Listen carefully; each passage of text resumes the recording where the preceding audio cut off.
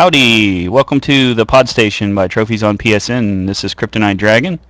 Today I am joined by not only Dante Zero, but we'll have a special guest of IDP for Life. Say hello, guys. Hi. Hey, how you doing? You're supposed to be like a smart ass and go, hello, guys. But before we get started on today's topic, which is going to involve a lot about themes and genres and how they relate and the complications of modern gaming in those areas, let's get our pick of the week from Dante. Yeah, an interesting one this. I picked it up a few weeks ago. It's a PSN game. It's called Zombie Driver HD. Now, obviously I'm aware that there's an overkill with zombies these days being pretty much put into every game going. Zombie Driver HD is actually a fun, really good game that I would recommend to people to check out. It's about £7.99 off the PSN store. Don't ask me the developer's name because I can't remember it. I think it's Eastern European company that have developed it. But the concept of it is that you essentially get a car and you run over zombies, and that's pretty much it. But it's done in a very good, not only graphical style but great gameplay. So people who remember the old style GTA games, you know, back in the days on PC where it was always top down and you would drive around and stuff, it's very similar to that style of gameplay, but it also has a lot of characteristics from the Sony first party zombie game they did a while ago called Dead Nation. So yeah, I mean, it's a fun game. It gets very addictive. You have several different modes that you can play. There's a lengthy story campaign to it, but it's good about 8 hours story campaign for a PSN title, which is actually pretty good. Yeah, that's good. There's blood race mode, which is just like tournaments, and they significantly get harder. But each tournament you compete, you get more cash. Then you can buy better cars and better weapons and upgrade it to then take on like other enemies, other cars that you race against, as well as zombies. And then the slaughter mode, which is just basically go and slaughter everything. So you upgrade your car? Do you put weapons and stuff on your car, or is it just like upgraded? Yeah. And each tier of weapon gets stronger. So you get like nitrous, which you can use as a speed burst. But also, if you say, for example, have a load of zombies behind your car, as you're going around a corner, you can fire the nitrous, and it uses it as a weapon. I like the flames. Yeah. So there's a lot of strategy to it as well. So like, does your car get damaged? Is it one of those things like you're kind of like what stops you? Is it like too many zombies in the street stop your car? Does it get damaged? So the more zombies that crowd your car, you get slowed down, and there's all sorts of different variations of zombies. Like there's ones that will blow up beside you that cause damage. You'll have zombie dogs that constantly chase you around the map. Zombie dogs. And chasing cars. But I mean, when you upgrade your speed and stuff, it means that you can pile drive through them a lot faster, because obviously the concept of it is to run over as many as you can. So, yeah, so you can upgrade things like your speed, your ramming, prods, and actually the ramming comes in quite useful when you do the blood race stuff, because you can actually again use it as a weapon. You can nitrous oxide straight into the back of somebody and destroy them. Cool. With your ramp. So it's a really fun game. I recommend people check it out. It's $7.99. It has a platinum trophy as well. Why is it called Zombie Driver though? I mean, that's kind of like you're not a zombie driving. Why not like zombie roadkill or something? I don't want to sort of spoil the ending of the story campaign, but there is a reason why it's called Zombie Driver HD. So you know, when you do pick it up, play the campaign through, and you'll see why it's got the title Zombie Driver HD. I'm really hoping they do actually make another one, or do some more DLC for it, because that would be pretty cool. It is a really good game, and you know, for £8, which is what, about $12, I mean, you can't really go wrong with that. And as I say, for trophy hunters out there, it's a must-buy because you get a platinum as well. Yeah. So, it's Gotta love got a those. fair amount. I think it's got 6 golds and a platinum trophy. I think in total it's about 32 trophies. So it'll take you a good sort of 15 to 20 hours to do it. But, those 15 to 20 hours are filled with great fun. So it's a very highly addictive game, and I'd certainly recommend that to anybody. I think it's available in the US as well. It has been since Christmas, so whether you're in the US or Europe, you can definitely pick that up. Cool. Awesome. And that's the PSN pick of the week. Ta-da! Alrighty.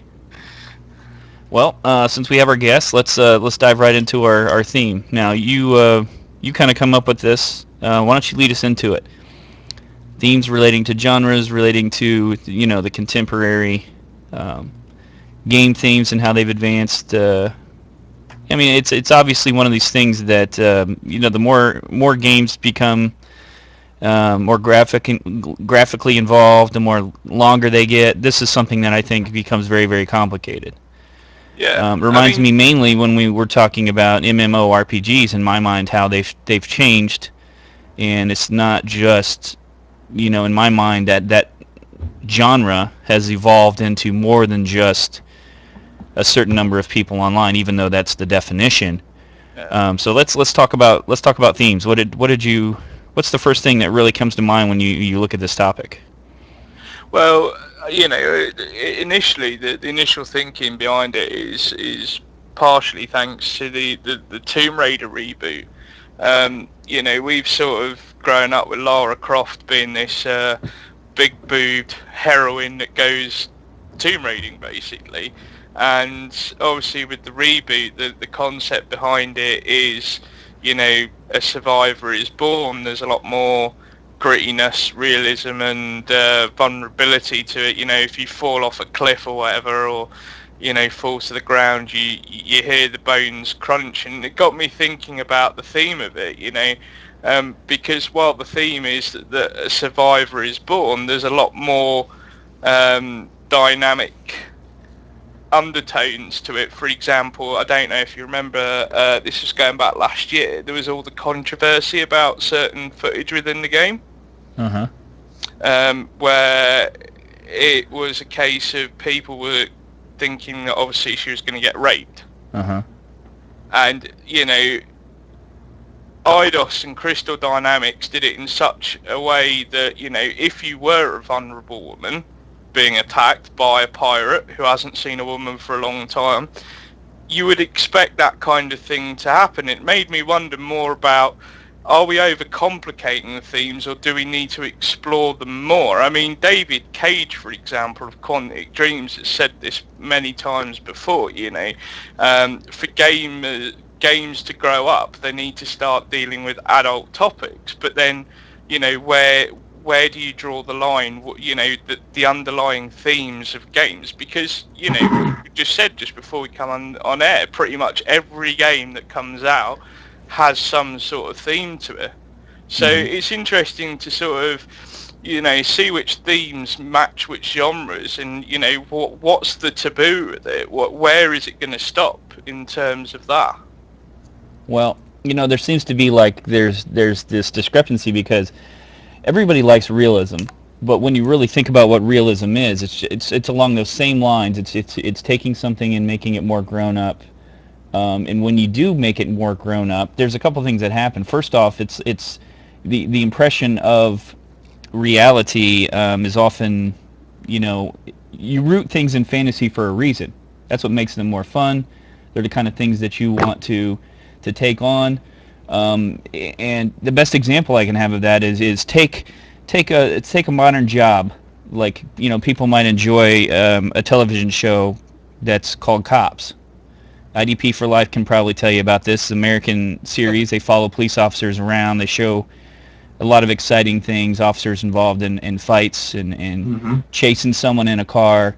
And the reality is those are kind of the highlights of that job. And what I mean by that is the reality is you could look at a normal day-to-day career of a police officer, They don't involve those things. You might take a week worth of following a police officer around. He works 60 hours, and you've got a half an hour of good fight footage or a car chase or something like that. And the rest of the time, it's writing reports and testifying in court and booking in evidence and processing someone. Doing your fingerprints and taking photographs and doing a diagram of a crime scene. These are the kind of things that and people don't realize that's behind that. So if you take realism to the ultimate level, a soldier, i.e. Call of Duty, you don't pop back to life on the next round. When you're dead, you're dead. Realism is there. So for a game to grow up, to quote unquote grow up, and handle more adult topics, that's a really big challenge to take on because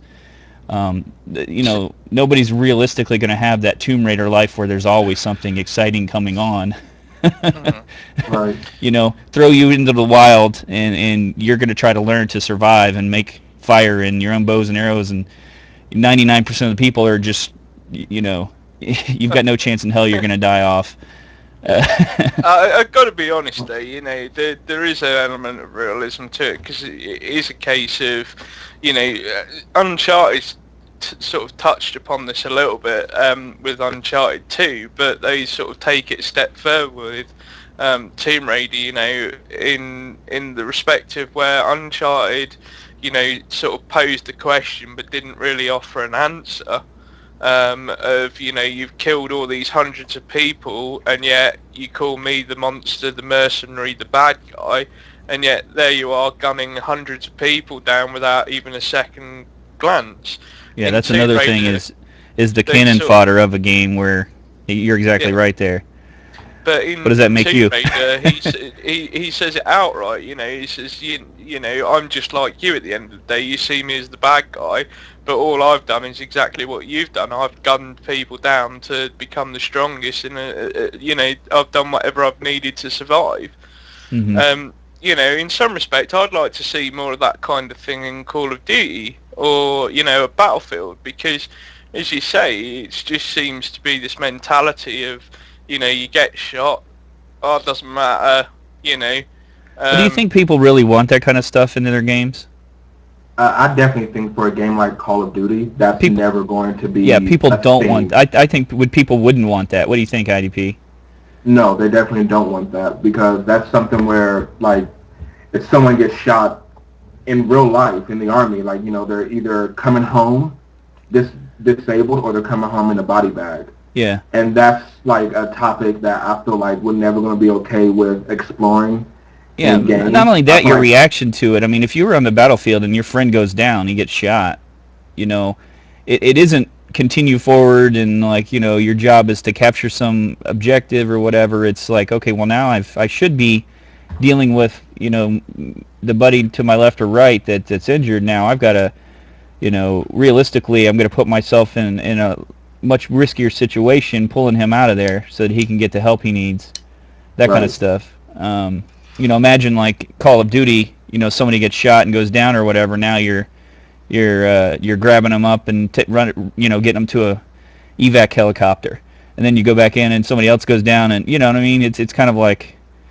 Yeah, but see, what I don't understand in some respects is why that's such a taboo thing. Because okay, look at it from this perspective: is that ignoring the realism for a second, there is a story behind those actions.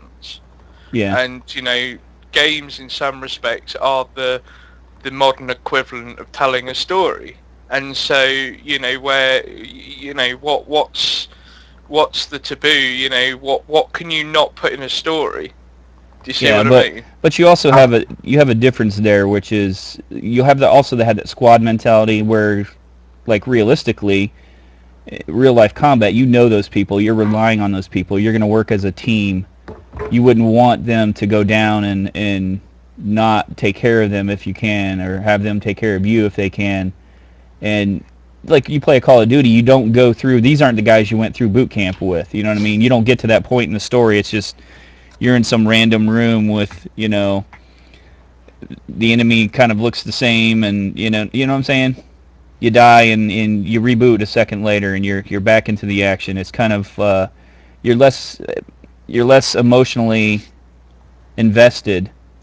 Yeah. And I if think you did an also, elaborate story to get to that point, you've got to change everything from the ground up, and would have to be you'd almost be role playing to an extreme to get to that point where you're enough invested in it where you would actually start reacting what you would probably do more realistically.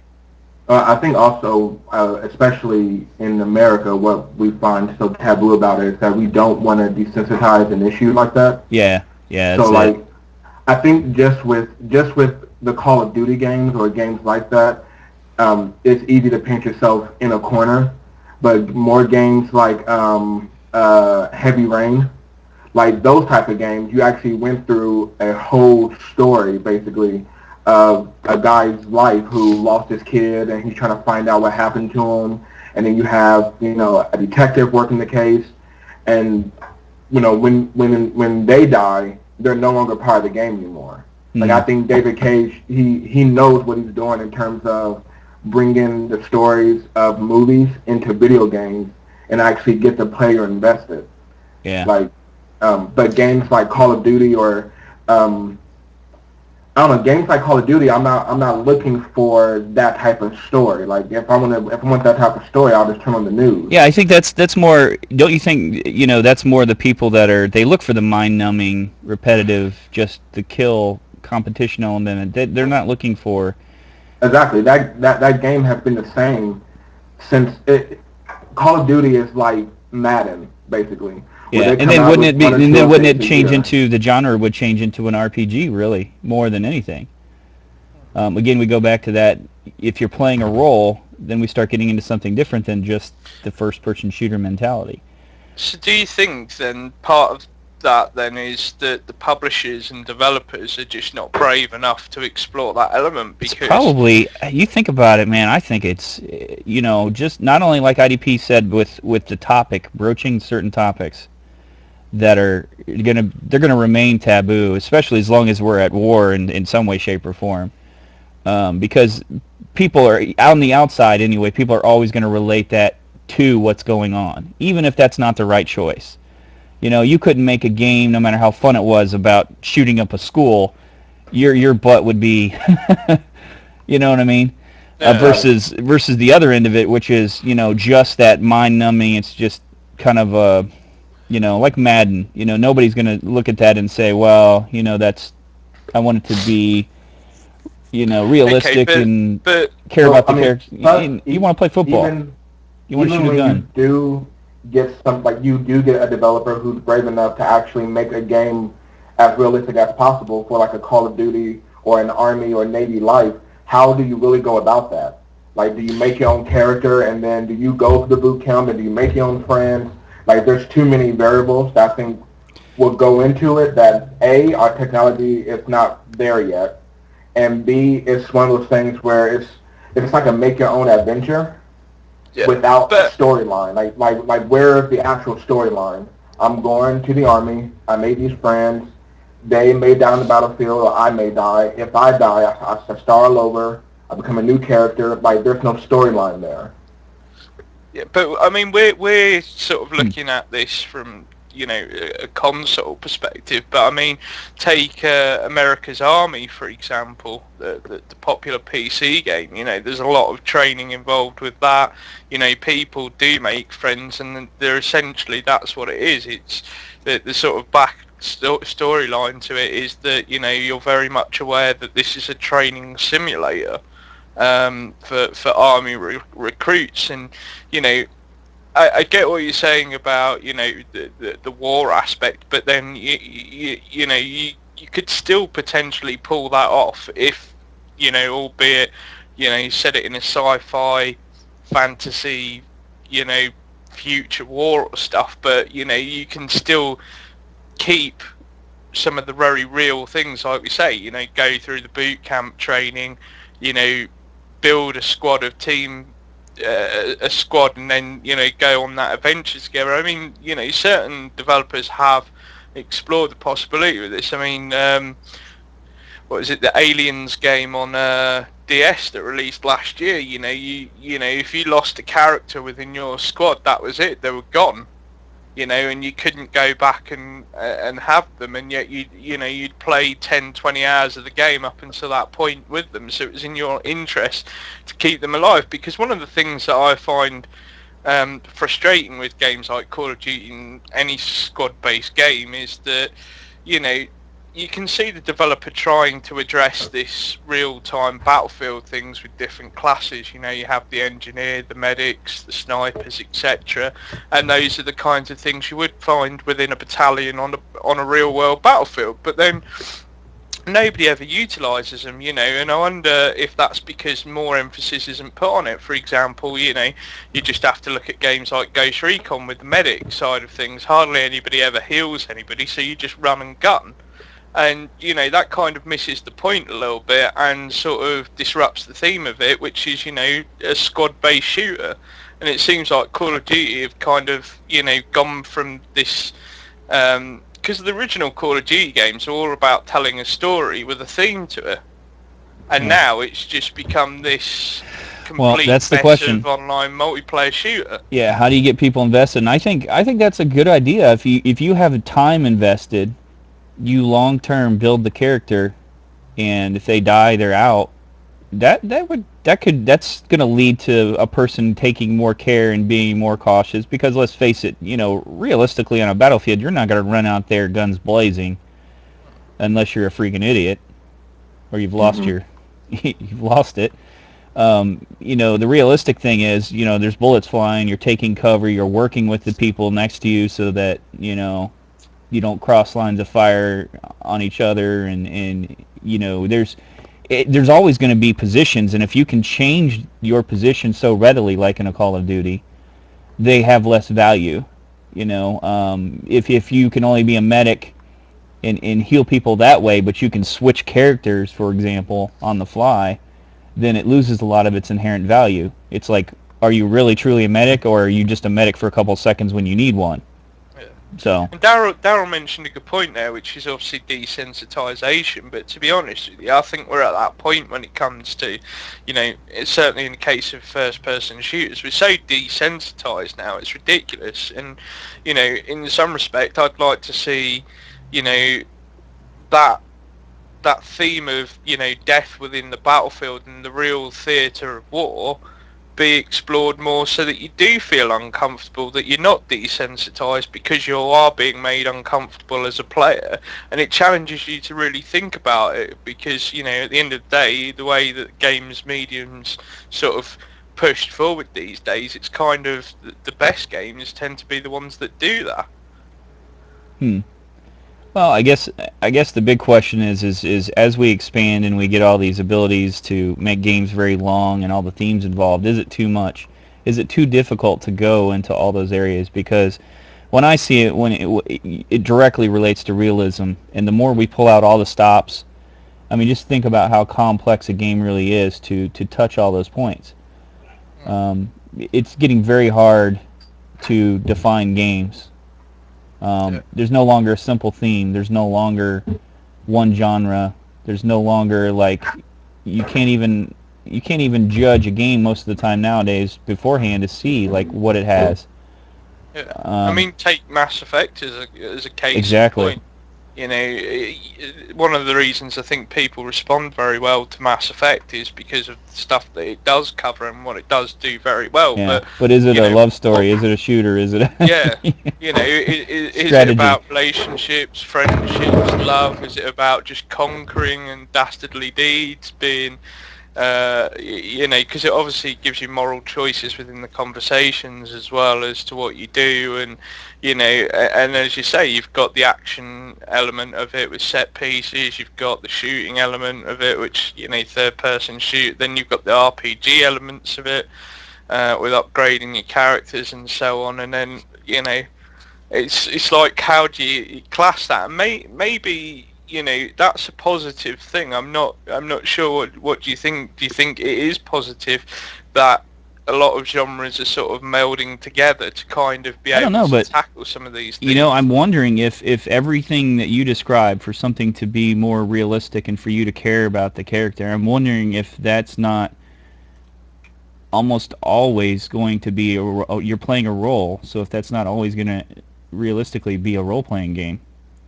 Because for you to be involved in a person and or maybe just a couple of characters, I mean, isn't that the way to define it?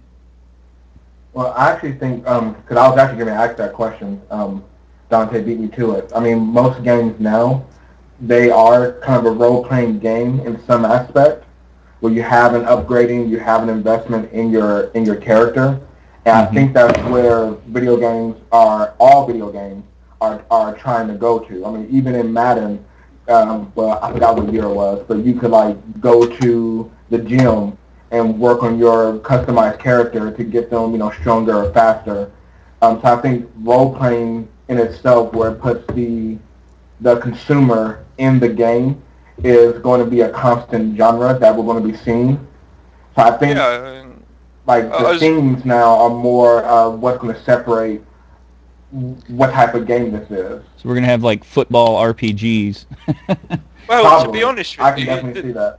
the funny thing is, you see that every year with a game like FIFA, for example. You'd class it, if you were going to sell the game, you'd class it as a sports game, a soccer game, for obviously our American counterparts. But in terms of the football side of it, there's so much to the FIFA thing. You can train your personal play. You can play online in 11-man team.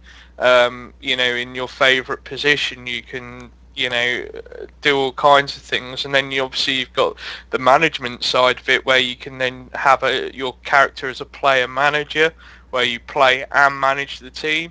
And then there's also, the ultimate team side of it, which is, card trading game, where you build your team from scratch and, you try and win tournaments online. So, would you class that as sports, for example, or would you say that's more of a sports management sim, or, an RTS? Mm-hmm. Right. I mean, that would definitely be like a simulation. But, I mean, don't you think that that's going to leave some people out? Like, I'm sure not everyone wants to customize their characters and, go through the RPG realm and, like, have to be investing in characters. Some people do just want to log on and shoot some people in the face and then log off. Yeah. You're talking about a strong separation in games, and it would be difficult to build both together.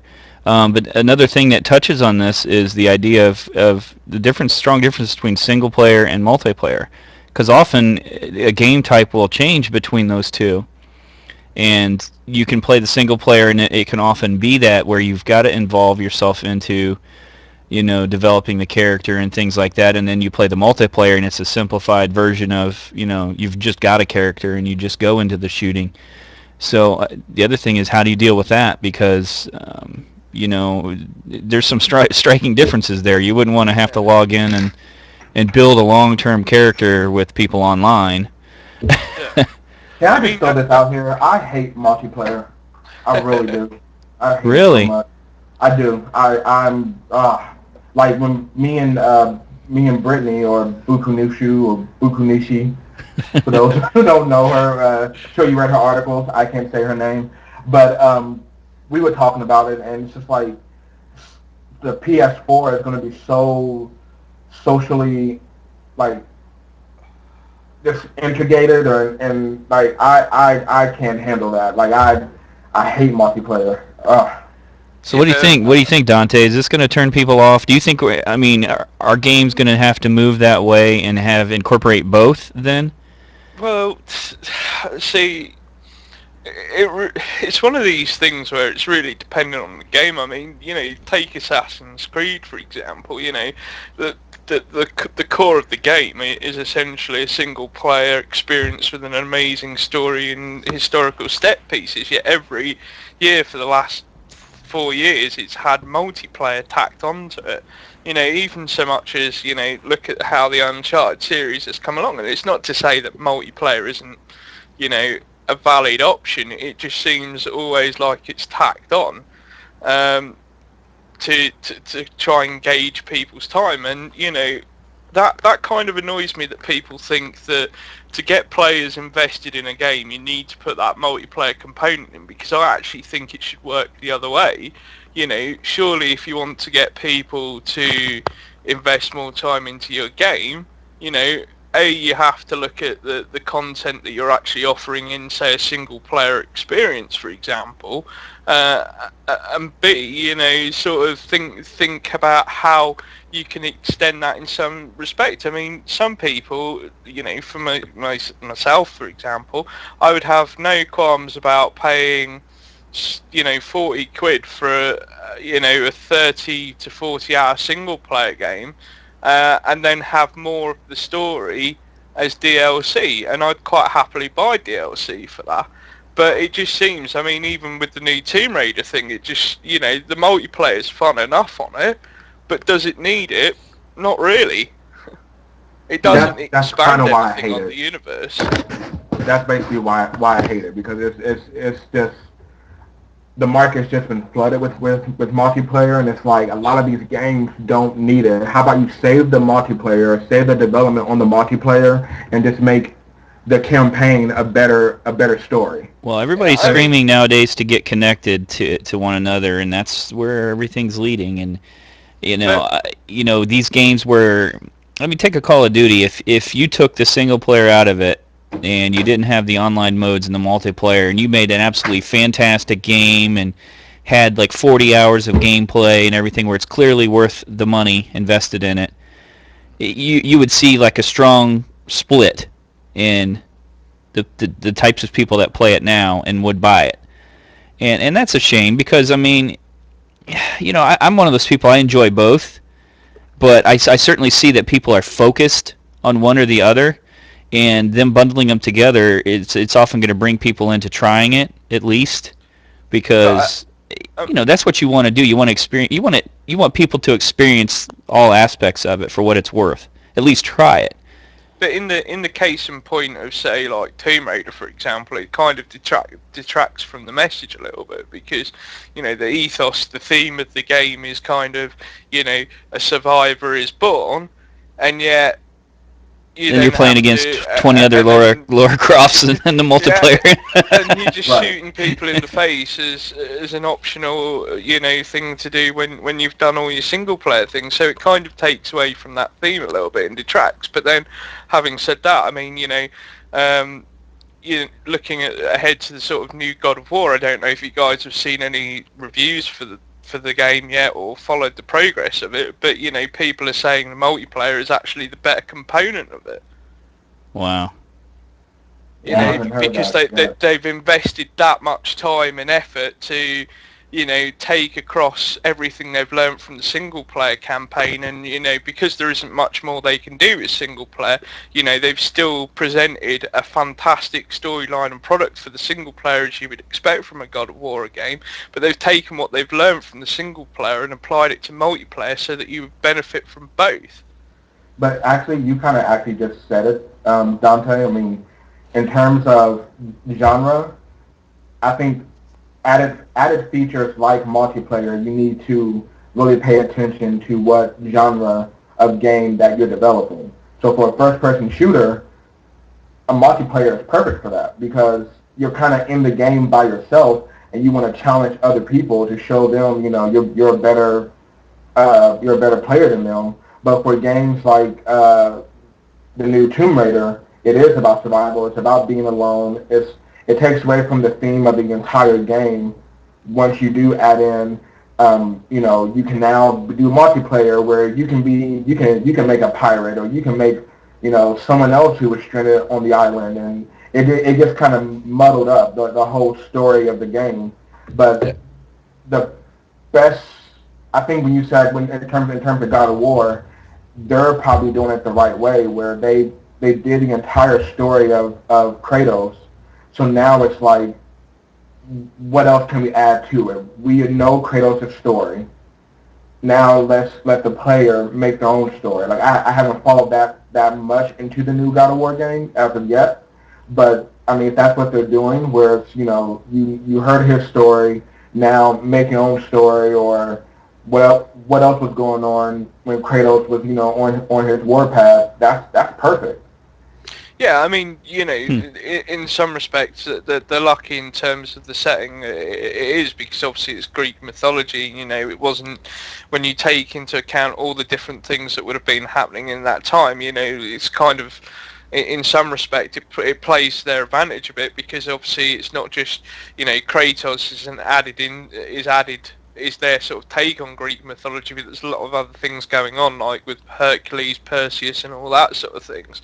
So, you know, the fact that they're able to sort of put faceless characters in there as adventurers, and, you know, it kind of fits in with the universe as well a little bit, you know, because Kratos wouldn't have been the only one going around doing things for the gods.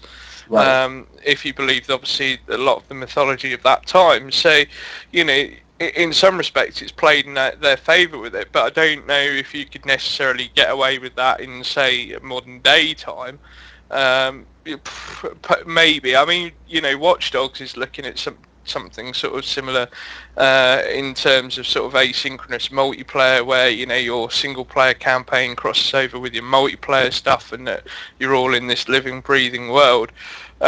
It'll be interesting to see how they do that. But let me put this question to you guys then.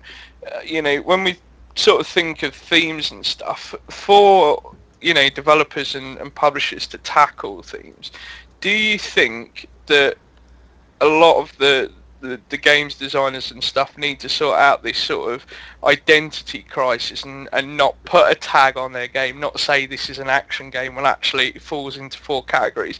If they kind of forgot about that, do you think we would see more, you know, diversity in the themes that games cover? No, I think someone always probably try to put a tag on it. You know, the theme is always a central topic, so, you know, to somebody's always going to try and define that. And then genres, it's the same way. You know, websites are going to want to categorize. And, you know, here's one thing I think that maybe is an answer to the challenge. When you go to multiplayer, what typically happens is that you're playing, like you said, if you're playing Kratos, they need to develop games where it's like, maybe from your viewpoint, you're the only Kratos on the field, and everyone else could be, from their perspective, playing Kratos, but as far as you see it, they would be another god, or they would be another character. Or, going back into that investment in a long-term character, maybe they need to not focus on one in particular, which would be tough for, like, a Lara Croft, obviously. You know, if you're playing as a specific character that's been developed, that would be tough. But you need to still get a person focused on themselves as being the main element of the single player story when they're playing multiplayer, or it's always going to be dramatically different. I do like that idea. That is a good idea.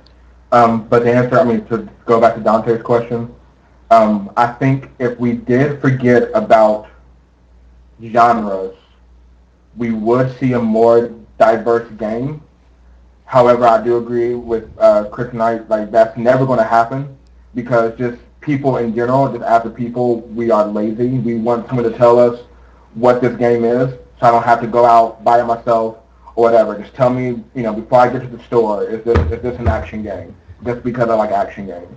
But in terms of So, genre, which it relates closely to theme, it's not exactly the same. But in terms of genre, we're already at a point where telling some games apart is absolutely absurd. And you'd be surprised at how you could go to just a variety of websites. You go to 6 different websites, and there's a lot of games. You're gonna find 7 different responses of what the genre is going to be. And you know, it's people try to define it by one key element in there, but it's like if a game has music. Okay, it's a puzzle game, and it's, you know, a strategy puzzle game with music. And then you got somebody say, well, it's got music in it, so it's a music game. And somebody says, well, no, you got to contemplate everything, so it's strategy. And, well, no, it's got puzzles in it. And you're finding more and more of these games are so complex, and they have all these elements in it, and there's no real defined theme. There's no real defined answer, especially with a lot of these indie games. They're so creative. Respect, where would you lay the blame then? Would you say it's, you know, a case of the developers and publishers are overcomplicating the games in terms of putting No, way certainly too not. I think much, they should make or whatever would games you they want to say, make. They should or worry would about you, making them fun first and foremost. or would you say it's the other way around in some respect because of the nature of the industry with all the complexities and the need to categorize things that it's self-harming? I think we do have a need to categorize, and that's what I was saying. Like that may be kind of diminishing developers' creativity because their main goal is to make money. If it's not to make a creative game or whatever. But you take like a indie game like Flower. I honest to God have no idea what type of genre that game would go Yeah, like into. what is it? But it is a very fun game. Like it was a game like when it first came out, I would just play it to just kind of like chill out. I don't want to play any type of like major action game, but I do want to sit down in front of my TV with my PS3 on and just play something that's fun. Like it had like it had like music, it had nice graphics. I don't know. I guess as a character, I was the wind. I guess. But it was just So it's like a flying just a game. good No, game to wait, it's play. a relaxed genre. It's the new relaxed Exactly. genre. I mean, I think if you double up the genres, that might make it easier. Like a game like Kingdom Hearts is an action RPG, But see, so I you think they kind should of just, I know think going they shouldn't into even it. worry about that. They don't owe anything to defining something. They should just make their game. But I think they've really got to focus on the idea of making multiplayer and single player work better together if they're going to do that, because that's where they go wrong. Is they get in their head like, we've got to appease the multiplayer crowd, and like, how do we bring the single player, so let's just forget about the whole story and the character you developed, and let's just throw you in to do a button mashing online multiplayer fight. I agree with you. They don't owe it to anybody, but I mean, if we can be honest, people like to belong to tribes, to where it's one of those things where people like to define what they're playing or what type of gamer they are. I mean, you get people all the time that's like, what type of video game I like to play. They're like, oh, I like to play all types. And then when they name the games that they like to play, you can pretty much say, oh, okay, so you like to play action games. Or, Yeah. okay, you like to play RPGs. Because everything you named was made by Square Enix in the 90s. So, there's people like their tribes. Like they like saying that I like playing, first person shooters or third person shooters. Like when it comes down to it, you just like shooters. Like you like those type of games. What do you think, Dante? No, I agree with what Daryl was saying. I watched a TED's talk about that, to do with tribes things, and it makes sense. But as much sense as it makes, I still think it's still very much an overcomplication. I'd kind of. I would like to see the disappearance of, branding something as an RPG, for example, or a shooter, and I'd want the themes of the game to come across more than the actual, the what type of game it is, because the themes in some respect define what the game actually is, and whether personally, from my perspective, I think the themes have a more just trying to think the best way to explain, have a more better way of attracting whether you have an interest in it than saying it's an RPG or an action game, for example. Right. You're saying get away from defining it so strictly along the lines, and make it more like each game has its own. Yeah, so theme, like central, I say, with the one of the attractions with the Tomb Raider side of things for me personally wasn't the fact that I'm going to go play and raid tombs, or I'm going to be going back to the old days of Lara Croft. The thing that really got me interested more so than anything else with the new Tomb Raider game is this concept of a survivor is born, because we knew Lara Croft had all this history, but we never really knew how that character came about to be what they eventually became. And so we'd often at that point looked at Lara Croft as just an adventurer, you know, a treasure hunter. We never looked at it from the perspective of actually, you know, she's a survivor, because when she goes out on these things, she has to tackle so many different things. You know, we're just seeing it as an adventurer, whereas actually, you know, look at it from Lara Croft's perspective. If you got someone gunning for you while you're trying to find treasure, you know, just going about your daily business as a treasure hunter, you know, you're going to shoot the other person, and because that's what you need to do to survive. And so that theme and that concept came across so strongly within the new Tomb Raider reboot that, you know, that's what drew my attention to it. That's what really wanted me to, you know, for me to go and play it and find out how well they did. And I must say, you know, the single player the single player portion of the game, they did exactly what, you know, what they intended to do when it came to attracting me with it. They presented me with a concept and a theme from the outset, and, you know, I followed that all the way through. And, you know, probably one of the best, if not the best, Tomb Raider game that I've played, and certainly one of the best games I've played in the last year. Okay, I have a question that may clear something up for me, because we're using games that already have a history to them.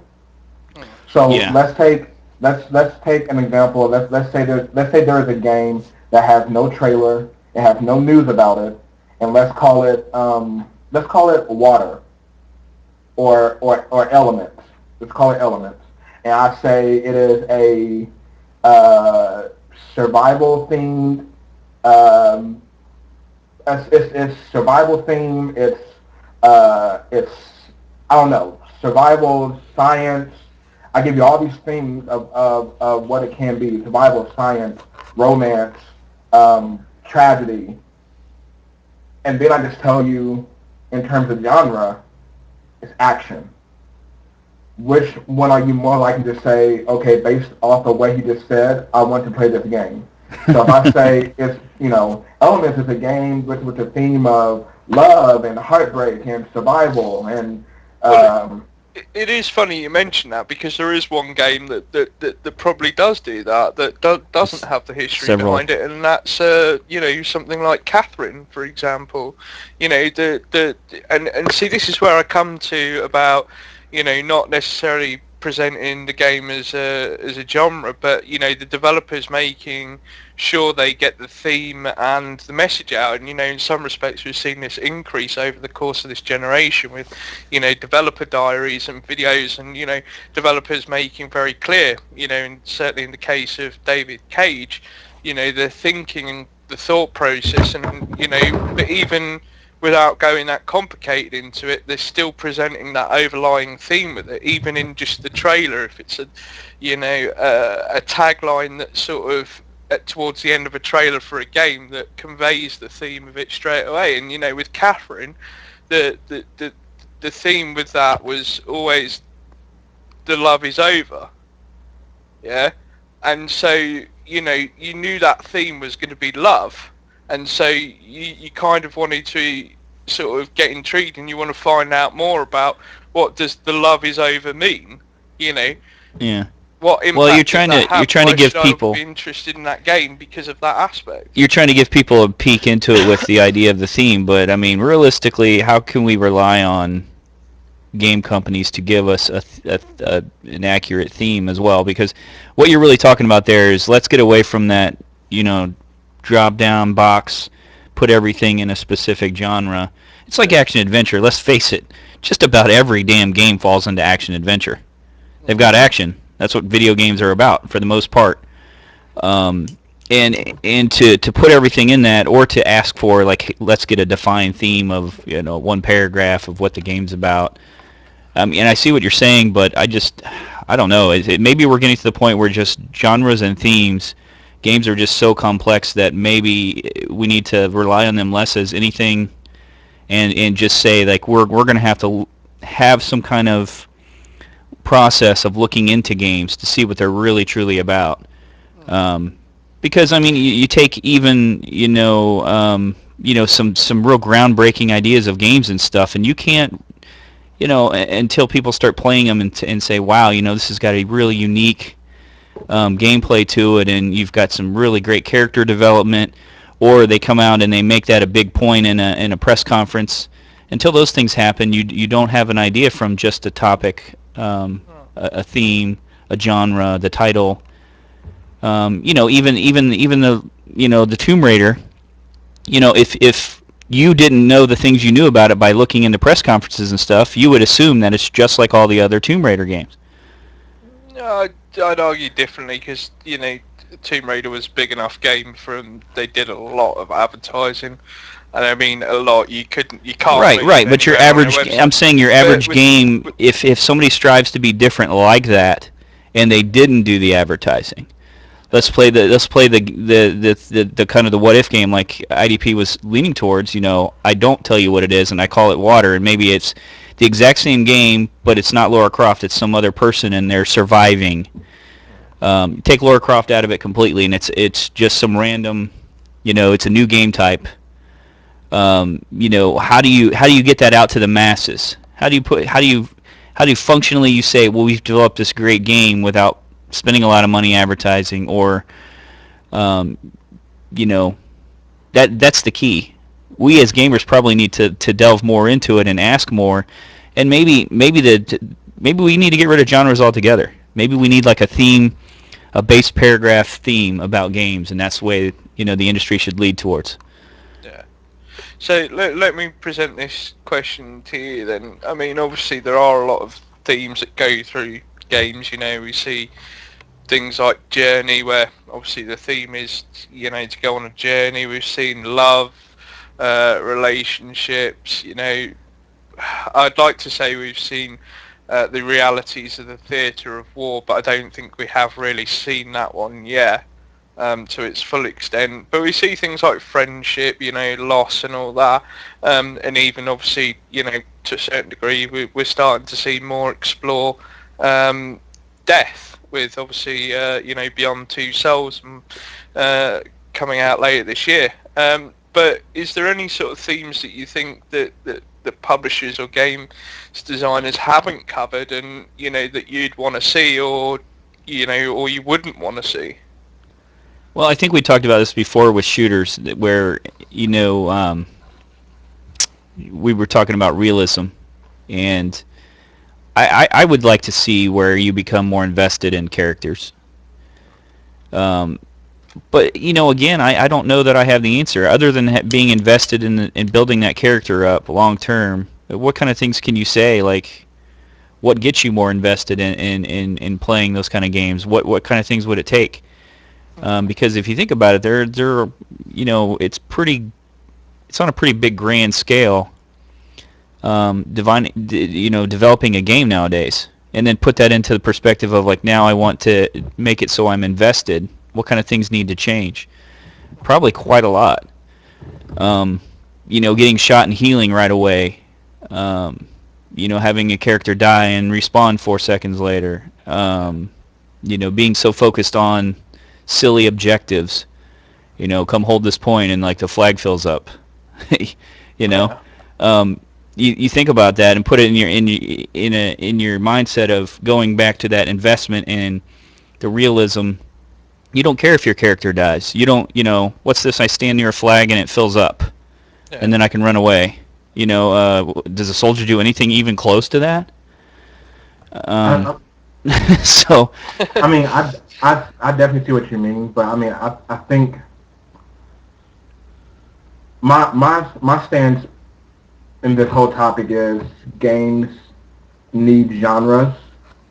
I think we got into, a while back, we went from genres to sub-genres to overall themes, because we're trying to relate games to other forms of entertainment like literature or movies, where you can say, this is a really dumb example, but like Blade, the movie, is an action movie about vampires, but the theme of it is, some half-breed vampire is trying to keep his humanity and yada, yada, yada. But in terms of a video game, do you really care? Like, I think that's like the bigger question. Do you really care about the theme of Him to Keep His Humanity, or do you care that it is a game that you are killing vampires Hack and and slash. a hack and slash and like Yeah. along the way? Because like a good example you said hack and slash was Devil May Cry. When that game first came out, only thing I really knew about it was that it was a hack and slash game and that it was a new game where you can combine combos between your sword and your guns. Mm-hmm. And then as I was playing the game, I realized, oh, this guy, his father is some crazy demon, and this other demon may be his brother, but we're not really sure. And this woman looks like his mother. Like Well, you there make was a this point whole too that story behind it. you make a point too there that if you define the theme very well, you're also kind of, aren't you kind of giving the story away? Exactly. And then I look at this by Much. what you said, and I really think that there's people out there that want this, and I think that's part of the point that Dante and I are specifically trying to make. You want that kind of game, don't you, Dante? You want a game where Yeah, you can be invested, and you want a game where you feel for those characters. But the yeah. I question is, mean, how do you develop something like that? How to, do you make it a long-term, you yeah, know? to sort of add to that, as part of Daryl's question, whether we care about it at the moment, I would probably say most of the time, and forgive me for making a sweeping statement, but I think most gamers don't really care about it at the moment because it's not something that's put in front of them. You know, you put a game like Heavy Rain in front of people, and you find people want more of that kind of thing. Yeah. But they're few and far between. I mean, and this is why I said about what sort of themes would you want to see come through. I mean, take for example, two areas that haven't really been explored in any way, shape, or form, which is sex and essentially mental illness. I'm not saying that you should make a game where you exploit those to a certain degree, but those kinds of topics, those themes, aren't really explored in any way, shape, or form in an interactive medium where they can become made, where they become more understandable, and you're challenging the gamer to not just play a game that's based on these themes, but you're also getting them to question their own sort of thoughts on the whole thing in the first place. So you You want a know, game about a hooker working her way through med school? Hooked on I mean, Xanax, and she's worried about her bills. right. It's a whole level where she's just trying to pay bills, and she sleeps with the landlord to pay. That's one big level. But but you see what I'm saying, though, that there is scope to kind of explore these things, and I'm not saying these things should be explored, but I guess the message really is why aren't developers challenging people? Because I've got to be honest, these days, as the games industry started off fairly basic, and it's got more and more complicated, but that's Yes, it has. to a certain degree a good thing, because it's become a viable medium, but in some respects it still needs to take that next step up. It needs to be a case of where it's not then just all about games. It's an interactive medium that can explore a lot of issues, especially when take into account the way that it's all set up technology wise. You can explore a lot of issues that can't be done via other mediums like books and movies and so on like that, but yet we still don't see a lot of developers or publishers taking advantage of those kinds of things. Even some of the most recognised names in the industry, you take Hideo Kojima, for example, who's tried to convey the message that war's not a lot of fun, but even then there's still areas that he can push that. I mean, he's even gone on record and said there may be some taboo issues as to why Metal Gear Ground Zeroes may not even get released, because these are the kinds of things that he wants to explore, and in some respects, it's the responsibility of developers and publishers to put that out. So, I know it's a long-winded way of answering Daryl's question and sort of adding to what you were saying, KD, but, do we really care about these things? Probably not at the moment, but that's part and parcel to the fact that we haven't had a lot of these things put in front of us. You just know from the outset that they're complicated as hell. I mean, you think about something that could branch off in thousands of different directions, and take even take a PSN game like The Walking Dead, where you make decisions and it affects how things happen later. Right. There's so many possibilities that it opens it up to being very complex, and maybe developers need to make some of these lengthy games more focused on putting all that content in there, with the idea of like not making a real long game, but making a game that's got multiple playthrough potentials with developing all that. I know it would be a task, but I think a game like that would be awesome. I mean, picture, you're working real hard to help that little girl in The Walking Dead, but maybe one of your options early on is you push her in front of a zombie so that you can get away.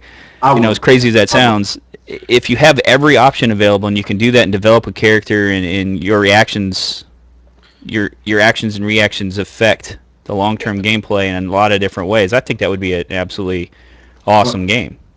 I'm kind of going back on what I said. I mean, I'm not going back. I do think games just need genres and everything, but I think Katie, you said this. Like, once we start explaining the themes to people, it's kind of like a spoiler alert. Like, you're giving away way too much of, like, could be risky. Think about movies nowadays. Like, if you talk about Silver Lining Playbook, or if you give me the themes of it, I can pretty much make the movie in my head, like, oh, okay, so this probably happened, then this, then this, then this. Yeah, and, exactly. Dante said, okay, so, well, based off my question, do we really care? Me, personally, I don't care before the game comes out, but I enjoy the fact that I am going through the game and discovering these things for myself. You want a surprise, yeah. Exactly. Like, it's almost like reading a book where, the overall synopsis is, I don't know, somebody loses their house in a fire and they have to move across country. But then as you're reading the book, you realize all these different things happen when they're going from point A to point Z. Like, a prime example in terms of the video game is Infamous. That's like my favorite game. People who know me or who see me online, that's my avatar. But I bought Infamous simply for the fact that I wanted to feel like a superhero. Like, when I was playing the game, I wanted to have the lightning-based powers. But as you're playing the game, and if anybody says spoiler alert, please don't ever talk to me again. But like, as you're playing the game, like, you realize, he's actually battling himself from the future, and he actually had to make a decision between saving the love of his life or saving complete strangers. Like, all these different things popped up where I'm playing the game, like, oh God, like, it got me more excited. It got me invested. But at the same time, from like what Dante was saying, take a Tomb Raider. She doesn't die in the end. This is Lara Croft, so at the same time, it's harder a lot with the series as well too, with maintaining some integrity of that, because you almost know what's going to happen based on. There's sequels, and that's a hard game because that's a reboot. You're not gonna die as Lara Croft. The story's not gonna end with like her dying. That would be a nice little twist, but I'm saying that, those are the kind of things that make some of this difficult on a grand scale. One of the things about getting someone invested and realistically, what happens a lot of times in these games is death is the thing that you're fighting against. I mean, more often than not, you're seeing death in video games. That's the end, or you've lost, or it's in like 99.9%. Yeah, and that's the trouble with laying out a theme where I can't even picture. I mean, that it's just a difficult line. I don't know. I'd like to see a game like this that's involved in all that with choices. Really, this would be a game that would have a lot of replay potential if they did it right. If you think about it, that's one characteristic of this. If it's done with you and strongly invested in it, and your choices actually truly make a difference throughout the game, it's a game that you should be able to replay dozens of times. Yeah. I mean, Infamous in certain respects got away with it because, people probably won't even realise this when you read into the name, but, if you're becoming infamous, it's neither a good thing or a bad thing. And actually, as you say, when you play the infamous game, you have this conflict. Mm-hmm. Do you switch over to the good? Do you switch over to the bad? There's all this thing, and so, and as a result of it, it drives you forward to become infamous. So, in some respect, they've conveyed the title, they've conveyed the kind of themes that may crop up just by naming the game. And the same with Journey. I mean, you look at Journey, It's a and journey. you call the game a journey, you call the game Journey, and that's exactly what it is. It's kind of obvious, but there are a lot of themes. The theme to it is you go on a journey of discovery, but it's there in the title of what it says straight away.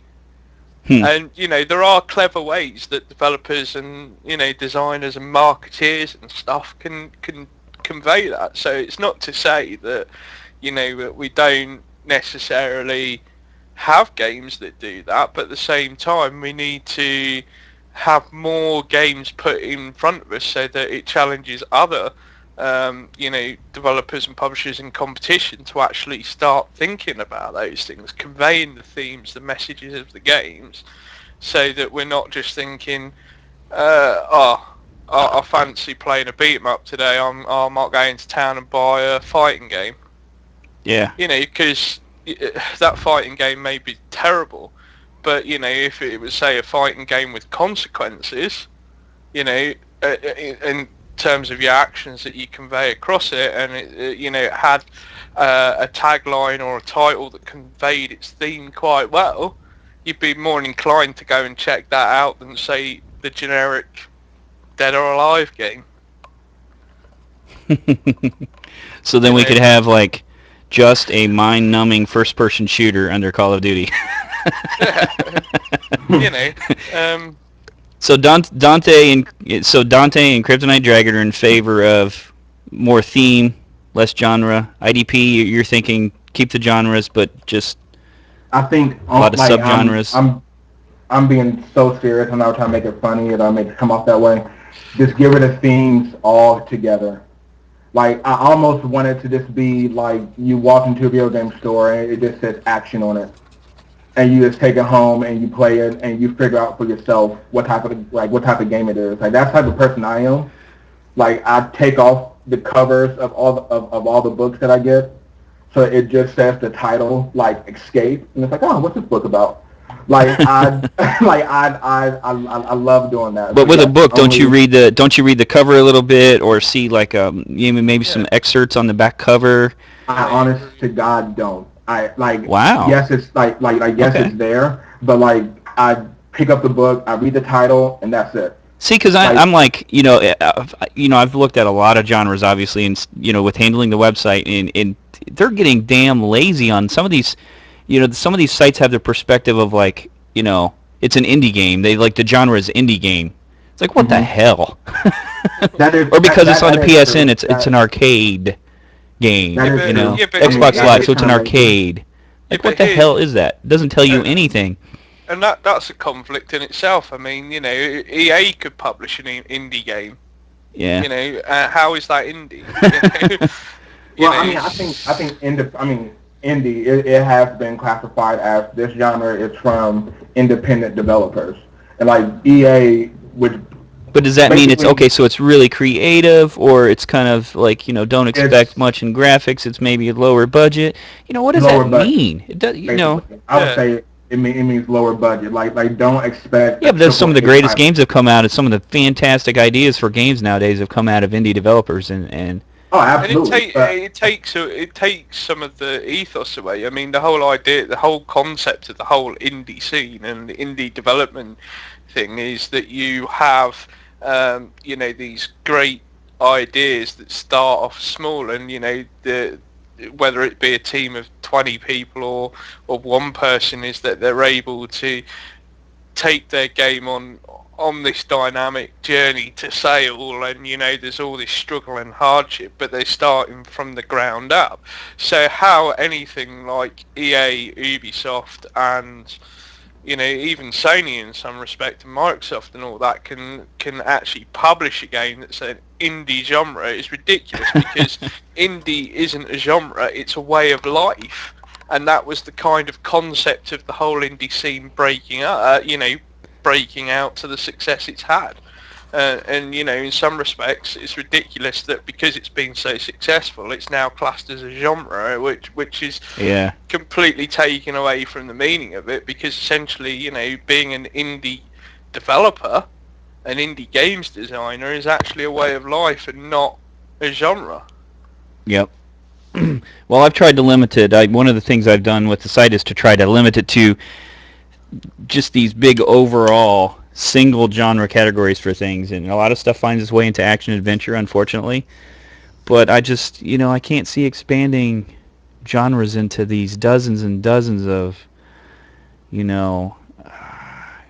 or multiples, like flying, shooting, RPG. It gets ridiculous. Because then you have to change the classification, and so. Well, then what do you put it under? Do you make an RPG category and you put stuff under that, and then make a flying category and put the game under that again, and then list So instead of a list of, it changes the dynamic. So then instead of a list of games that are broken up into genre, what you end up having to do is then go even further with it, which makes it awfully complex. Is you then have to produce a wiki, where it covers what the game's about, the listing of the game and so on. So while you may not necessarily have to put a genre there, but you'd still have to, put the blurb and things like that. So, I see what you're saying. You get rid of genres in some respect, and then you take into account the site factor, and it would make it a hell of a lot more complicated. But yeah, it'd be nice to have a short sentence or two kind of thing for theme with each game, and to be able to do that. But how do you organize? Everyone's always going to try to box something. If you put all those, like when you said, flying shooter RPG, I mean, who exactly are you trying to pander to? Because if you say that this is a flying shooting RPG, and I go into the store saying, okay, I want a flying game. Oh, here's a flying shooter RPG. I'm expecting the game to be, maybe I'm an airplane pilot or something. Yep. So if I take that game home and it's just, me being some type of, character who occasionally glides on the air to get from one place to one place, I'm going to be disappointed. Like, I think if you want the genre to be something, say, okay, this game is mostly about character building, so we're going to classify it as an RPG. But the theme of the game is, which you just said, maybe, which I completely disagree with in terms of me personally, but for the overall masses, sure, why not? Have like a sentence or two about what type of themes this game will fall under. Yeah. Then I'm okay with that. Like that would be more. It would behoove everybody basically if they do that. I mean, I've got to be honest. When I go shopping, I mean, obviously I know, the big name games and stuff. But if I'm honest, you look at it from a retail perspective, and certainly my local game shop doesn't even have genres. It's literally A to Z, and I prefer that. Well, maybe that's the way. Maybe that's the best way to set the forums up. Maybe we failed that. Maybe it would have been better to do the alphabetical, but. Yeah, if you put it in its basic form, I mean, you're challenging people to actually, look through stuff. And this is what I come back to, But people do still identify with their genres that they like and that they play and they stick to. Yeah, but okay, but look at it from this perspective, okay, right? 77 million PS3s sold, 5 million PS Vitas, 70 million PSPs, all, X amount of Wii's and DS's, and obviously when PS4 launches, that's going to sell through the roof as well. And so we're talking about an industry where the consumer base is near enough 1 billion, and that's not even talking about sort of like mobile side of things and iPad and tablets and stuff. Do you not think with the consumer base that you have, it is really seriously about time that the industry started challenging the people that are buying their products? And I don't mean challenging them as to question whether they should buy them or not, but challenging them to think about the game, the product itself.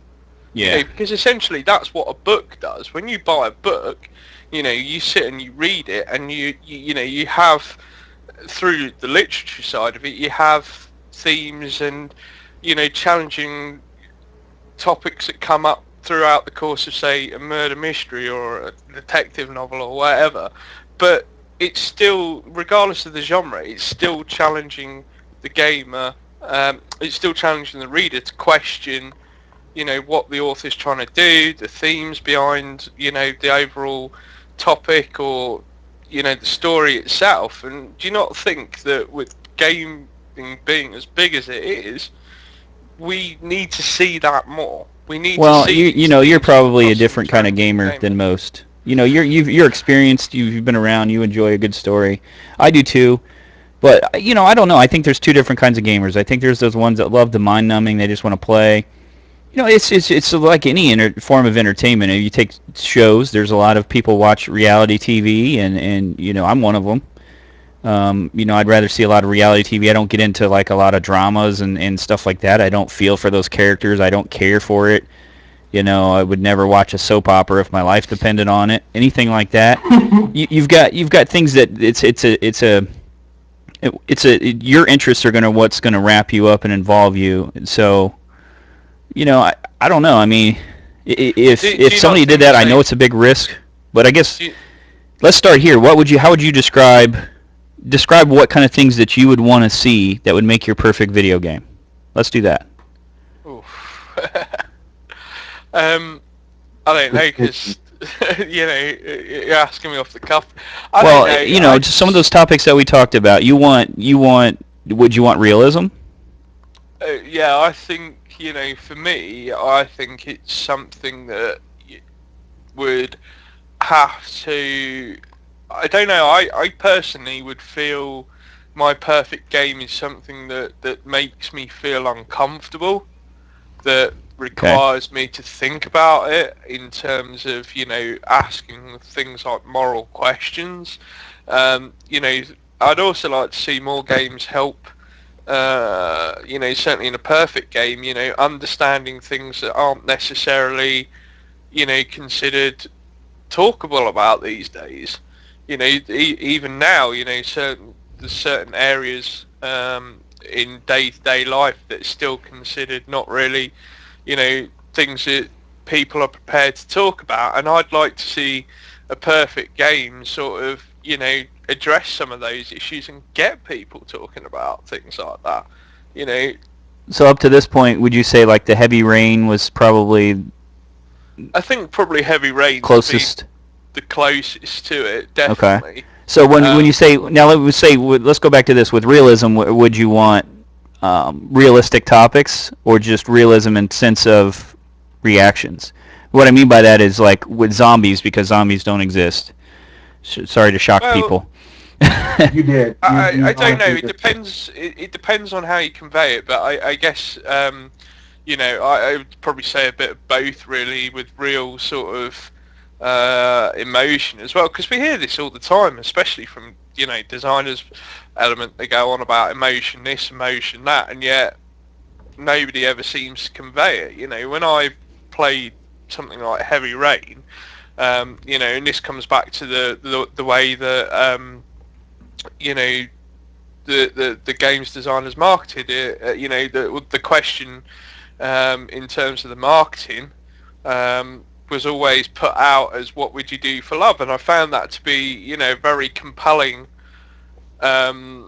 A compelling reason to go and try the game out. It conveyed the theme perfectly, and as I was playing through it, it was, spoiler alert here, but there's one point where you're sort of left with a moral dilemma of whether you shoot someone or not. And I chose to put me personally. I must add that you can take other outcomes on this, but I chose to shoot the guy, and I felt so uncomfortable with it.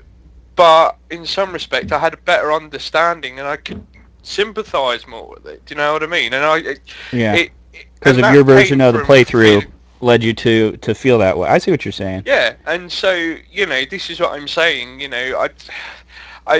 I want to believe in some respect that gamers are not as stupid as the majority may come across as, but I think in some respects, and again comes back to the industry growing up a bit, is that we could be perceived as a group of people, we could be perceived as quite stupid because essentially we're not having anything putting out these challenging questions. Yeah, I agree with you. I think the majority is clearly the mind-numbing, but... Well, I mean, you asked, do we want more like realism? Don't you think that might lead us more down the path of, this might be a stretch, but more down the path of what reality TV has become now? Because reality TV was such a big thing back in the early 90s because, it was quote unquote real. We were looking at these people's, insight into people's lives. But then as it grew, I mean, even take Cops for an example, we used that earlier, as it grew in popularity, we went for more of the quick dramatic fixes. So now we got things like whatever the hell it's called, Pregnant and 16 or 16 and Pregnant, don't plan on going to college, whatever it's called. But now we're looking at things like that. So are games going to go into that as well, where we're buying games of something that's completely not my life, but that's why I'm playing it, because I get to... Here's where the difference between the two mediums is clear, because in terms of reality TV, yes, you do get an insight into people's life, but as a viewer, you have no interaction with it, so it doesn't engage you to ask questions. I think nowadays that's not true, because we have social media. People feel probably more interacted and more connected than ever before. I mean, I think that's occurring outside the show, though, is what Dante's saying. And okay. I mean, the thing is clearly we know we're talking about games, and they're games, and they're meant to be fun. And I don't see that the industry itself needs to grow up, but I think there's room, like Dante's saying, for somebody that's developing games to come out and make a grown-up, involved, gripping, realistic story. Yeah. And I think I think it's still open, and I think with the way technology is right now, this is something no one's really handled yet. And this could be it could be huge. I really think this is something that could be, you could develop a series and it could be like nothing other. I mean, it seems daft that in this day and age, certainly in computer games aspects of it, there's still things that are considered, controversial, and you see these things blow up, and yet, you go watch a movie and stuff, and nobody says a word. Yeah, nobody says a word. Even a documentary that's got some really just, Well, I make the case in point with Tomb Raider. There was all the controversy about that, and then I was just thinking, well, there are probably thousands of films that deal with that very topic. Particularly independent films. And so, why is it okay to, explore that topic in, say, a video format where you're not engaging to actually putting you in the I'm going to answer that. I think video games, from the outside, from people that don't play them, I think they view it as only a kid's world. I honestly do. Just because it's a game, I think it has more of that it involves kids. It just involves kids. It involves teens. I think that's true. I think that's true. Look at movies. It doesn't do that with movies. It doesn't do that with other forms of entertainment. It's like there's adult movies and there's kids movies. And then there's movies that you can watch with your teens. But when it comes to games, people think you know, oh my gosh, some kid's gonna watch that. You know, well, Yeah, I it's mean, rated even mature. now, as It's you rated say, mature. with What do you? exactly. I mean, we've had this discussion in depth before, about parents Well, buying that's a their failing there kids of the Call of industry to set Duty. itself apart and really, really show that they're doing their part in making sure that kids aren't seeing things that that are Yeah, not rated for them. And yeah. I mean, in some areas it's pretty stupid. I mean, we've talked about regionalisation before, where, in Australia and Germany, yeah, it's they only can't get now that Australia is only getting 18 plus games, and it's yeah kind of like, well, you know, it's ridiculous. daft, but I think as we go forward, and as an industry and so on, there's just so many things that can be explored, and personally speaking, I think a lot of these things aren't explored is because, as you say, that nobody's willing to really push the boat out and take the risk. But you have to question them. Why aren't they taking the risk? And in some respects, part of that is down to laziness, and that another part of that is down to the fear of backlash. And at the end of the day, if you've got Well, a I mean, vision and you want to create it, it shouldn't matter what everybody has to say. I mean, take for example that game that Konami were going to publish, that was based in Iraq, 6 Days in Fallujah.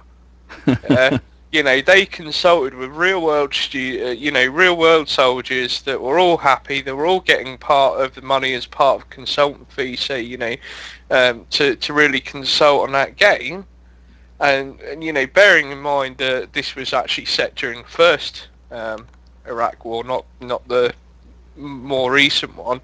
Um, it was announced, the trailer came out, and then all of a sudden,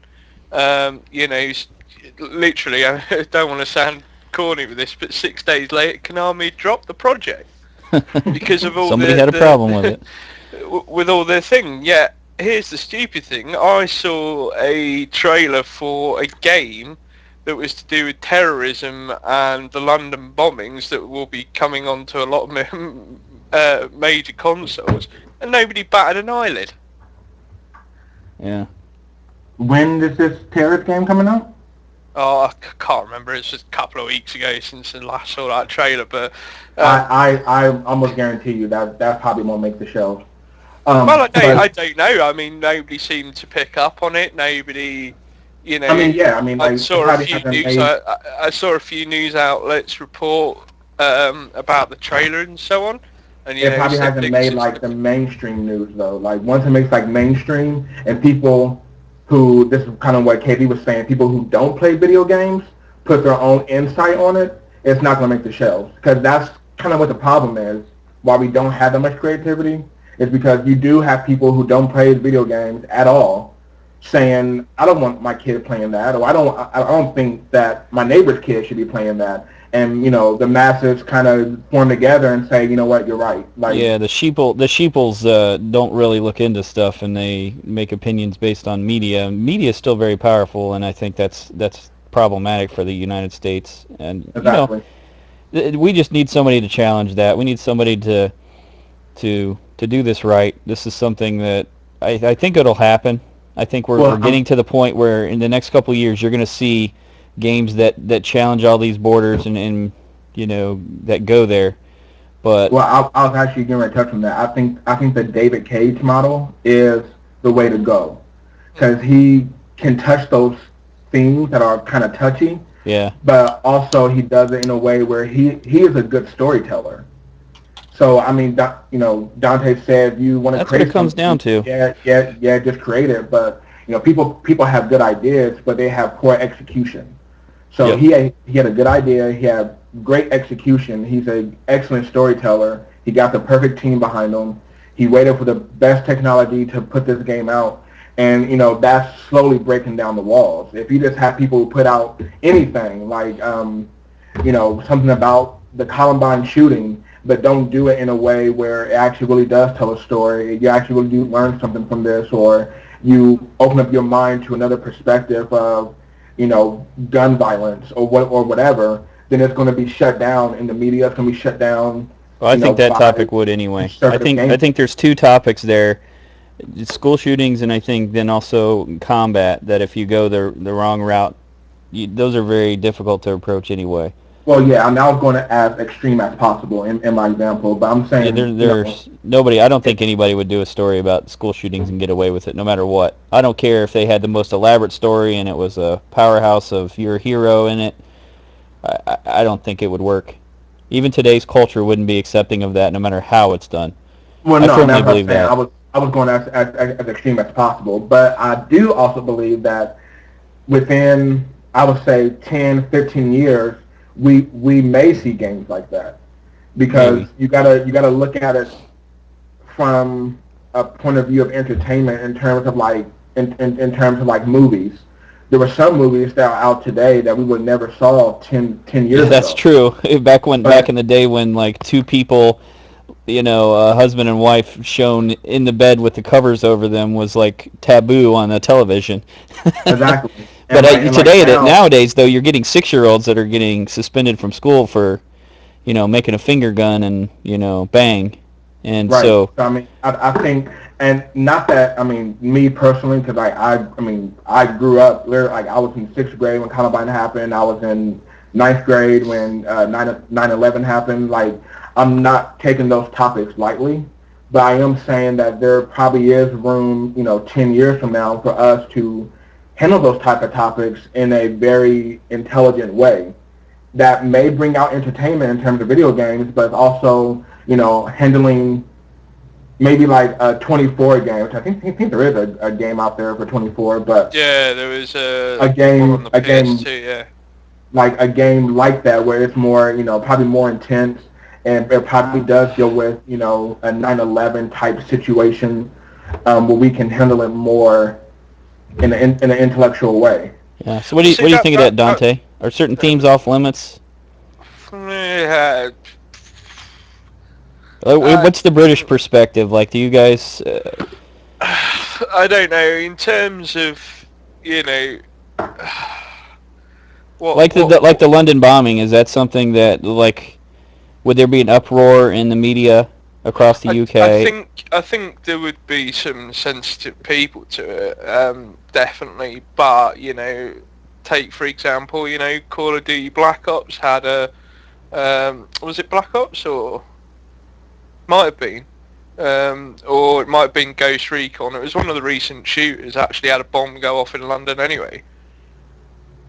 Yeah, I think that was Black Ops. And the glass came down, and obviously in London they've just built the Shard Tower, and it gave that impression as if the glass shards raining down on people below in the streets of London due to the London bombing, and there you have it. So, but nobody seemed to really see the reference in that. I don't know. I think we're more a bit, I think in terms of the UK side of things, we know when people are trying to be way too politically correct, and so we just tend to ignore those people a lot more. One thing we have to deal with in this country a lot more than anything else is xenophobia. So, but well, I wonder. Like we listen to these other countries pop up when we make them like the terrorist nation, and they get a, they get a problem with maybe even the map. In the Call of Duty, they have a problem with the map, and so they go back and they change it. Things like that.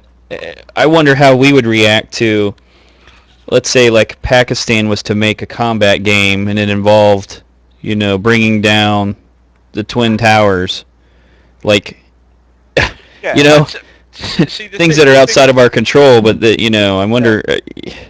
I think that the key thing is here is as Daryl touched upon, is that you can address these topics. You just got to address them in an intellectual sense. I don't think we would give people a chance. I don't. I think definitely in America we would not give them. We wouldn't give them a shot chance at all. Which I think, in my opinion, that actually sucks because I mean, in video games, literature, and movies, like we treat brown people, Middle Eastern people like crap. Like they are always the enemy in one of our type of media outlets, but we are. I don't want to get too political, but it's like we're doing things to them where it's like if they want to make this kind of like a video game just to kind of deal with the situation, let them make a video game about it. Like, but we're never going to do that. I think in America, which I do blame the British after all you guys founded the place, but it's like we're like a bunch of savages in business suits. Like we go home and we play Call of Duty, but then in public we're like, oh no, that's taboo. Yeah. Like I wouldn't do that. But Double we're just not standards, being yeah. Exactly. Yeah, and I think we don't tend to focus too much on that here. I remember, what was it? You asked me about it, didn't you? This going back a few months before Assassin's Creed 3 came out. You said, it was the controversy about killing loads of British people in it, and I was like, no, there's not really an issue here, because we still see. We see the game for what it was. We saw it as essentially a historical reenactment. It happened, and we also see the fantasy element of it as well. And in some respects, well, the reenactment part you would think would give you a free pass, but I mean. But I mean, we still doesn't. But we a lot of the things like entertainment we have over here. Say for example, TV shows and stuff. We have drama pieces and periodic set pieces, and in some respect to the British, a lot of things don't shy away from its history. I'm pretty certain that if someone was to say do a video game based on Guy Fawkes, as long as it's done in a tasteful and intellectual way, I don't think most people would have an issue with it at all. Yeah. I think individually people probably won't have an issue with it, but I think once we love our mob mentalities, especially like here in America. Like Django Unchained, I don't know if that was released. I'm pretty sure it was released overseas too.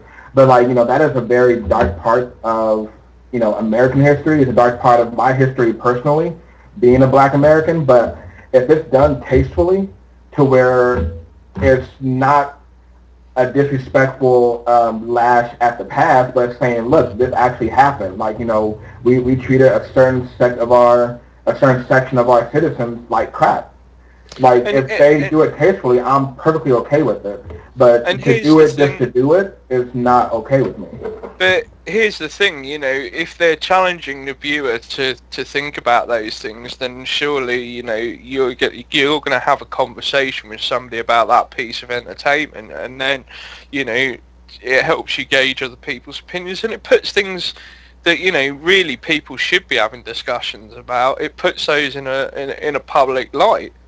Yeah, that actually might be a good. I think that might, just to kind of call back to the topic of the show, like that might be like a good genre to explore in terms of making games more realistic, like for a historic genre with the theme of. Well, there's not even really a genre that says like history, but that would be interesting.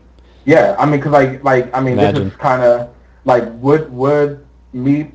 would I personally play a game historical action a historical action adventure of the Underground Railroad where they put actual facts in it, but I mean it is a game where if I get caught I'll probably die, or if I make it so far up north, then fine, like the game's over, I win.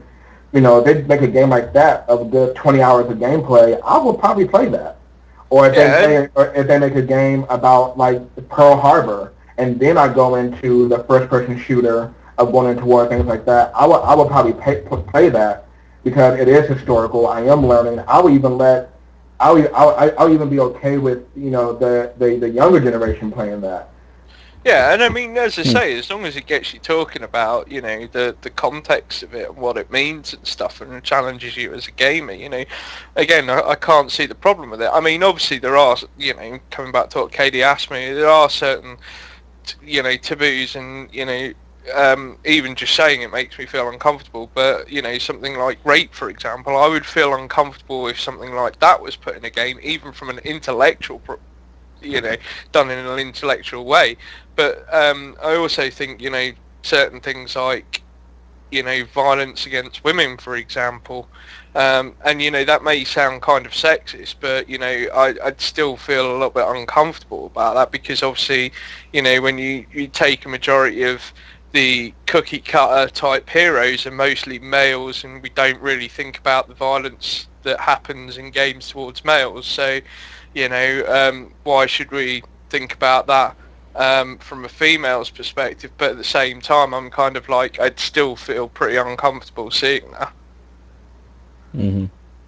So I mean, bar those two sort of really, those are two taboo themes for me personally that I wouldn't necessarily be totally comfortable at What all. exactly? And I mean, I know I say I want the game to make me uncomfortable, but at the same time, I really wouldn't. So are we talking about things that are we talking about things that are like going to be sex and race and country specific then, that make people uncomfortable? Because well, no, see, I there's think a lot of things, there's a lot of games now. You think about it. I mean, you're playing Call of Duty, and you could be on you could be on the opposition side and killing American or British soldiers, and nobody has a challenge with that. Didn't it? That happened with Medal of Honor, didn't it? They had to change the what they called the enemy force because they took issue with it. A lot of people got concerned that you're. Yeah, but nobody has concern when it's any other group. Wouldn't this make it better though if it was in a video game? Because if you look at movies or books, which is done by one particular person, you don't have any control over if there is a theme of violence against women or rape. You don't have any control of how the outcome is.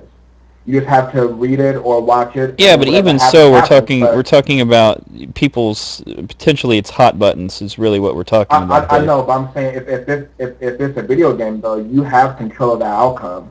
I mean, yeah, it's a very hot button issue, but you have control of the outcome of how the game proceeds up to that point and after that point. When it's a movie, yeah, but if it still includes it, like if someone's playing a female character and then they're raped and then they have to proceed from there, and that's how the game is, or you're playing your historically accurate version and you get caught and now you're getting hung, and how do you feel about that? Even though it's historically accurate, but then it's kind of also like, I mean, well, that's needlessly kind of. I mean, look at it from this perspective. Nobody's ever made a game about, well, probably they have, but not as much detail as it probably, would require for that time of period. But take Jack the Ripper, for example. A lot of people would stay away from that for a very good reason. But there's movie after movie after movie about it. Even though it's there's a historical context to it and a lot of things. I don't know. I mean, as I say, in terms of I guess it really relates to what those groups, how much offense they take to it, because you really have to look at like, I mean, like we're talking about like the woman's perspective. What would a woman's perspective be if they would really, if it makes you uncomfortable and it makes all women, or most women like severely uncomfortable, then maybe. Well, I think this is where the intellectual part comes. That you've got to plant in the questions in people's minds in the right kind of way, because I know it sounds daft, but you've got to make people uncomfortable in the right sort of ways, if you know what I mean. But would it make you uncomfortable as a man playing that? It's take for example like a horror movie. You can't just like place all the gore out in front of you. Do you know what I mean? Yeah. That's probably a wrong analogy, but I'm going to say nowadays have an analogy. So you can't just whack it out all in front of you. You've got, because for some people that would be really horrific and uncomfortable. But if you done it in a way that sort of maybe implies something, or as I say, from an intellectual thing that gets people thinking about the question in their own head, Well, That's the right sort of uncomfortable, short of, putting everything on display and saying this is how it is, because then that does really cross quite a few lines in some respect. I don't know, because I like horror movies. To me, are almost stupid because they don't scare me because of how ridiculous they often are with the gore and the blood, and that being is. But I just use that as an analogy. I know. I mean, you can't just go. I'm trying to picture it from like relating to that. Yeah. Like Well, Daryl, now as a black man looking at a historical thing about the Underground Railroad, and I guess you can relate to that and say, well, yeah, I'd play a game like that, but okay, now aren't we talking about the same kind of thing as it relates to a man and a woman as a white person, black person playing that game? Is it well, now? see, Is it now? If I play it, am I? If I enjoy it, is it kind of weird because it doesn't relate to me as no, much? okay, and that's actually a good point. I actually thought about that, but in terms of if you play that game as a white man, it how you take from it is what's going to affect me. So if And you then play that do I game, have the right to be offended by it and think, well, this is I mean, yeah, I mean, like if you say, you know what, that is a part of our history as Americans, but I don't want to see that. Like I don't want to play that game, blah blah blah. That's perfectly fine. Or if you play that game and we can have, because the whole point of me saying that was kind of what Dante was saying. We should touch on these things that make us uncomfortable, so we can have a conversation about it. hmm Like in the year 2012, 2013, I should never hear someone say that slavery or the Holocaust never happened. That's stupid. But if we're playing like games about it to get people more aware that this history did happen, let's talk about it.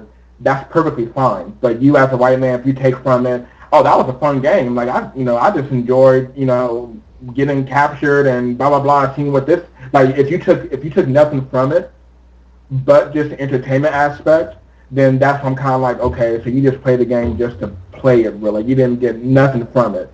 Like the historic genre, if that ever does become a thing, it needs to be something where you're playing this game in an intellectual way, where you're trying to learn But about other aspects of the human experience. okay, but let me just put it this way. I mean, don't get me wrong. I mean, if someone does play a game like that and sort of takes nothing from it, that's fair enough. But at least you able to at least have a relatable conversation, so you can say, well, why didn't you take anything from it? Here's my perspective, and you've got common ground to at least have that conversation. Well, yeah, I mean, I'm saying a conversation needs to be had. Like, I'm not Yeah, if KD or well, basically KD, 'cause he's an American. If he plays that game, I'm not expecting him to donate to the closest yeah, HBCU he can find. yeah, But I am expecting him to even to talk to his white friends about that. Like, yeah, wow, I played this game. This is like this is really like some crazy like stuff that happened. yeah, Like, how do you guys feel about that? And if yeah, one of his friends say, I don't really care, then yeah, the conversation can be, okay, well, how come you don't care? Because this happened. It's part of our yeah, history. What do you feel about that? yeah, That's the only thing people should take from it, in my opinion, yeah. I mean, for that historic genre. I had similar conversations with people when playing Heavy Rain. I said to people, I probably would do a lot of the stuff in that game. If I was fighting for my kid that got kidnapped. You know what I mean? By Hmm. some maniac murder. I think most of us, even if it wasn't necessarily relatable, because you've got no kids or whatever, you would still see the perspective of it, and so you were still able to have a conversation with her. Can you imagine someone that's been through that playing that game? Oh my gosh. Yeah, that would Wow, suck. that So would. I don't know. I think we're clearly saying that there's room for games to mature, but obviously I think we don't want all games to mature. We're just looking for games to go into more adult themes, and maybe because we're all on the older side. Um, maybe that's why our opinion's kind of there. But you know, I don't know. There's still a lot of room for those mind-numbing mind-numbing games. If I'm honest, I'd prefer there wasn't room for mind-numbing games like Call of Duty. They're always but, going to be. That's always going to be the majority of games, though. I mean, they're games. They're a release. They're fantasy. There's, that's you don't want to. You don't want to be reminded of something horrible and like your life. That's why I say IDP's example of you're playing the hooker that's got bills and got to go get your STDs checked out and Right. all that stuff. I got to save money for the abortion clinic or whatever. It's not. Somebody's going to make a God code where you just pretty much sleep with everybody and have no STDs. That code is out there somewhere. Somebody's going to make it. Yeah, it's called The Sims. Well, it's in the news about they found cures for AIDS. No. Oh yeah, I actually read about that. That's awesome. Nanoparticles and bee venom. Bee venom, and they've cured it in a baby, and there's some other cures and stuff that are in the pipeline. So it looks like they're going to be at least the major strains of HIV and AIDS and stuff will be knocked out in the future. That's awesome. I think for me, just as we wrap up, I think from me, what I took from this is that there is more room for genres to. I think the themes will be covered a lot more easily if we expand more room for genres, like historical genres, psychological things like that. Dante, what say you before we wrap up? Well, it was my idea for the discussion, wasn't it? So, I don't know. From my perspective, we look at. I just wish there were more people like David Cage, and I don't want to big the guy up any more than I can because, to be honest with you, you hear an interview from David Cage. He's a pretty humble guy, but he's also very switched on, and he makes, a fairly compelling case, and I'd love to see more people do that. I mean, if you look in the grand scheme of things, you've only essentially got David Cage and someone like Hideo Kojima championing those sorts of thinking, and it's about time that in some respect that even the manufacturers of consoles these days took some form of stand on it, really found out more people who are of this caliber of thinking, and started pushing more of them to the forefront and giving them that public that public platform to speak on. I'd also just like to say Crystal Dynamics have done a great job with what they've done with the Tomb Raider side of things, and I really hope they continue with that ethos with the reboot as well. Cool. So need to see more developers and publishers going down tracks like that without tacking on multiplayer into everything. Yeah, I'm going to say that too. We want more.